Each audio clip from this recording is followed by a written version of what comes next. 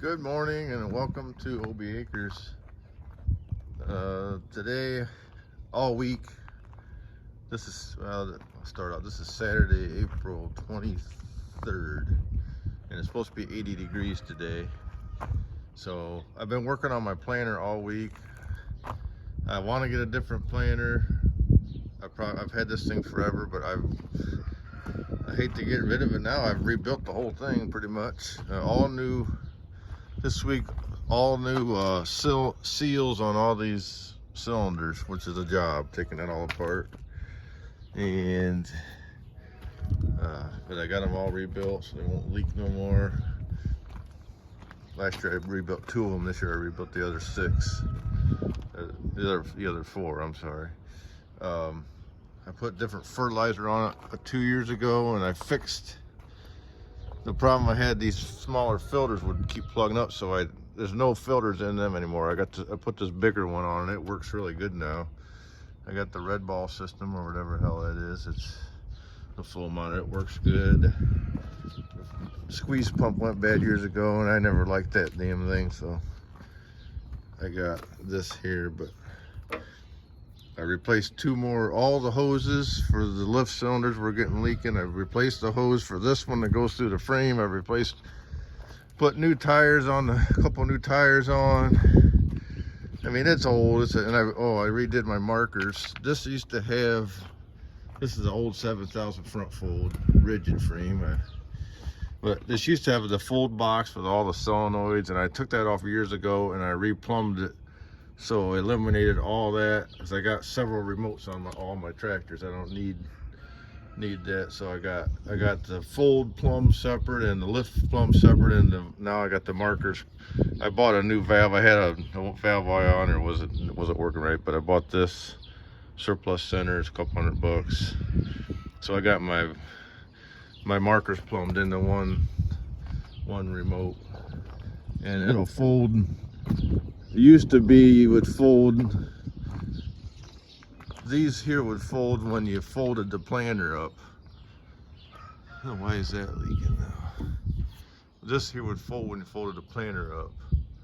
And so I eliminated that. And now it folds every time with the planter. When it folds the markers, it folds. But well, I'm gonna get a different one. I just don't know what I want. This right, that hose might be leaking too. I got my Kinsey I plant beans with. I really like that. They're simple, but I don't know if I want to get an 8-row.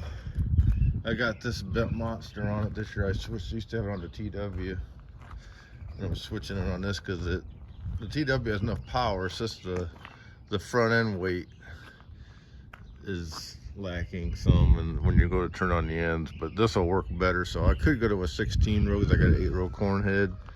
I don't really know if I like the Kinsey 16 pivot folds. It seems like a big ass planter to be pivoting and all that, and they're a little more expensive. I'm looking at another John Deere, maybe looking at the 1770 front fold 16 rows. They're a little bit, I like the way they fold. They have 4 rows in the back, and then you have the 12 rows, 6 rows on each end front fold, and it's a narrower transport, and it's really not much longer than this, I don't think. It's probably a little longer, but I gotta go look at one. But the problem I have is I don't really want a vacuum planter too bad. I mean, I was up at John Deere yesterday getting parts, and he said he's got a 12 row and a 16 row 1770 possibly coming in this summer. The guy's ordered the new ones, and whenever it comes in, it'll be available. But they're both vacuum. I'm not crazy about vacuum, but I guess it all depends what the price would be. But I found a 16 row finger pickup up in Michigan, and it was priced pretty decent. I thought like 47,000, I think it was. So I didn't think that was too bad. I wouldn't mind going look at that. It had fertilizer on this stuff. I think that tractor would handle the vacuum fine. It's got plenty of hydraulics. It's not a mega flow. The mega flow had like 50 gallons per minute. That's got like 26 or 7, I think. I don't know. It always has more and more hydraulics than I need.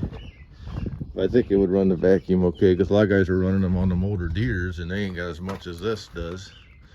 So I don't know. I hate to part with the darn thing. I've done so much work to it. I removed all the old John Deere tanks and put these are my old saddle tanks. I used to have in my tractor when I used to spray with the saddle tanks. I never liked the saddle tanks. So I was gonna get different when they were cracked, and hell, I just put these on here, and this has worked. Them worked great. I think it keeps the weight back more on the back wheels when you're hauling it, which I like that. And this flow meter stuff I put on 2 years ago, I think it was.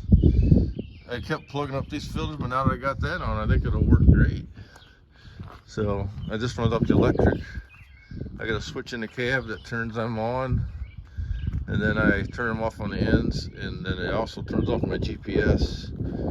It shows me where I've planted before. It does both.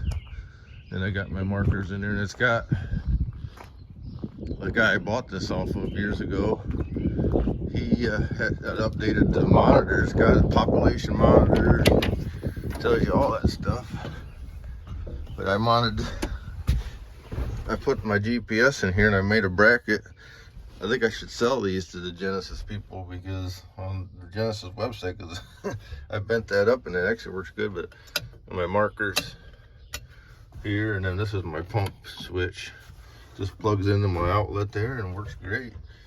But I have it's a nice old planter. It's given me headaches over the years, but I think I've fixed everything on it now. And the hell of it is, it ain't worth anything. If I could get to 2,000 or 3,000 out of it, I'd be lucky probably. Anyhow, that's my video for today. I gotta go over and mow the other property. And I want to put the duals on the TW20. And I gotta move this one dual out. It's slid in years ago. I had it up to the shop when they redid the transmission in this, and I forgot to retighten them one time, and they slid in, and then I gotta slide it back out to here. So get the duals on. I think Austin's coming over later, and I was gonna spread some fertilizer, but I can't get any right now. They're busy up there, but it's probably a hair damp to be doing that anyhow. I don't know. But I pressure wash my planter because I want to make sure there's no more leaks anywhere. I want to monitor that situation. So anyhow, thanks for watching my channel, and I'm gonna shout out a little bit to Jeff Ramon on One Happy Farmer for giving me a shout out. He always watches my videos and comments on them, and I really enjoy his videos. They're very, very, very well done. So anyhow, thanks for watching, guys, and we'll show some content later.